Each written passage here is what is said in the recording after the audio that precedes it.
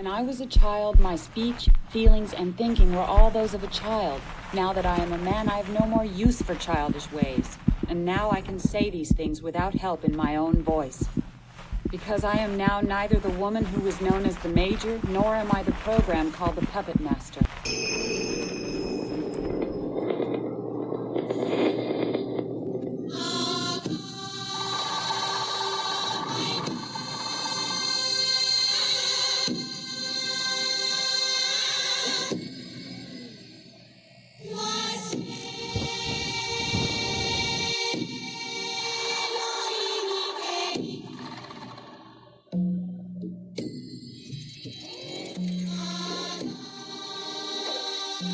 One of the themes in the epic science fiction film Ghost in the Shell is two divergent forms of thinking and identity coming together to form something new.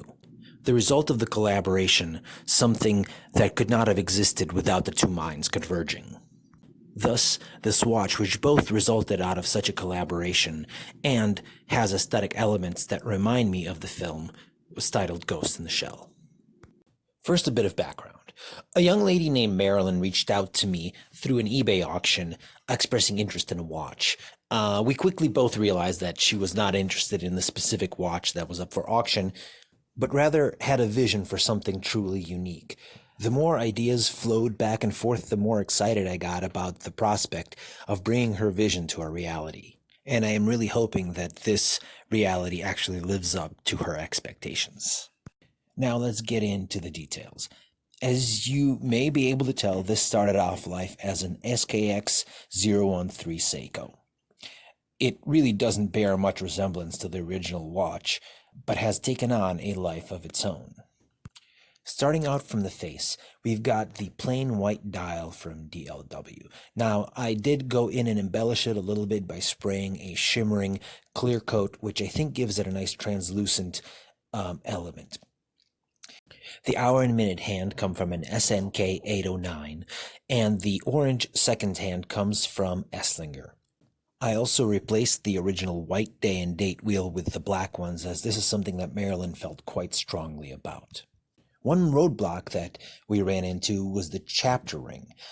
The SKX013 is a much less frequently modified watch, and so there are less parts available for it. We specifically wanted to do a white chapter ring to go with the white dial. However, it needed to have some markings so as not to make time-telling completely frustrating. Now, there are not white hash-marked chapter rings available for the SKX013, and though painting a stock one white is totally doable, placing perfectly spaced minute and hour markers on it is well outside of my skill set. To solve this problem, I reached out to the super talented Watch Custom Mod on Instagram. You will be familiar with his work from my Seiko Black Bay project. He was able to design a chapter ring for this watch that could then be 3D printed and ordered directly from Shapeways, where he uploaded the design.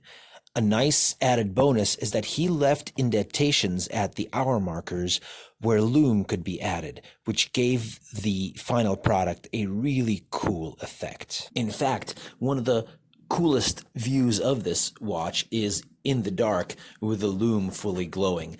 I love how sharp and crisp the indices in the chapter ring look, and how they work with the hands and with the Lume pip on the bezel insert, which you can see is in a different tone than the rest of the Lume and gives it a dynamic appearance.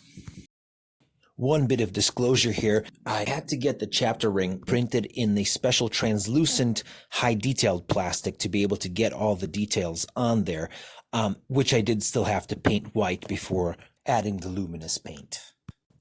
The bezel insert is the stock insert, which was sanded and painted in electric blue and then covered with several layers of the shimmering clear coat to draw together the dial and the bezel insert. Finally, a triangular Lume pip from a diver dial was added to the top of the bezel insert. I was initially concerned that the pip would not quite fit on the insert. However, once I mocked it up, I rather liked the idea of it protruding and extending beyond the bezel insert. The coin edge bezel and the double-domed blue anti-reflective coated sapphire crystal both came from Watch and Style. I have used their products on several watches and have always been happy with the fit and quality, and also with their customer service, which is always very responsive. Now, as you can see, I did alter the bezel click spring in order to get a bi-directional clicking bezel. This is something that Marilyn specifically asked for. Now, if you are interested in how to convert a unidirectional Seiko bezel to the bi-directional version, I have a video on this some weeks back, so go ahead and take a look in my videos list. It will be listed as one of the custom time how-to videos. One thing that I did realize when doing this project is that when using a crystal with a colored anti-reflective coating on a watch with a white dial, the color of that coating does not show up nearly as well as with a black dial. This is something that I found to be counterintuitive and thought it'd be worth mentioning. Finally, there's this aftermarket Shark caseback that I found that I just felt worked really well for this watch and brought it all together. Now, I'm not going to spend too much time on this bracelet. It is basically a 20 millimeter bracelet that came off of an ESQ quartz watch that wasn't running anymore. I actually do like it on here. However, ultimately, Marilyn had some ideas of what she wanted to try, so I thought I would leave that up to her, and I would just throw this on there for this video and to be able to give it a test drive. All right, well, there it is, Watch Fam, the SKX013 based Ghost in the Shell. I hope you guys like it. I think it really turned out to be a very original mod, and I am quite happy with the results. If you do indeed like it, feel free to tell your friends, family, and neighbors. And if you don't, keep it to yourselves. All right, cheers.